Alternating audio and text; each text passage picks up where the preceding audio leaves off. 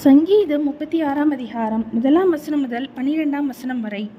துன்மார்க்கனுடைய துரோக பேச்சு என் உள்ளத்திற்கு தெரியும். அவன் கண்களுக்கு முன் தெய்வ பயம் இல்லை. அவன் தன் அக்கிரமம் அருவருப்பானதென்று காணப்படும் அளவும் தன் பார்வைக்கேற்றபடி தனக்குத்தானே இச்சகம் பேசுகிறான்.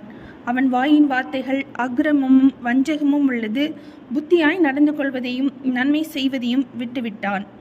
அவன் தன் படுக்கையின் மேல் அக்கிரமத்தை யோசித்து நல்லதல்லாத வழியிலே நிலைத்து பொல்லாப்பை வெறுக்காதிருக்கிறான். கர்த்தாவே, உமது கிருபை வானங்களில் விளங்குகிறது. உமது சத்தியம் மேகமண்டலங்கள் பரியந்தம் எட்டுகிறது. உமது நீதி மகத்தான பர்வதங்கள் போலவும் உமது நியாயங்கள் மகா ஆழமாகவும் இருக்கிறது.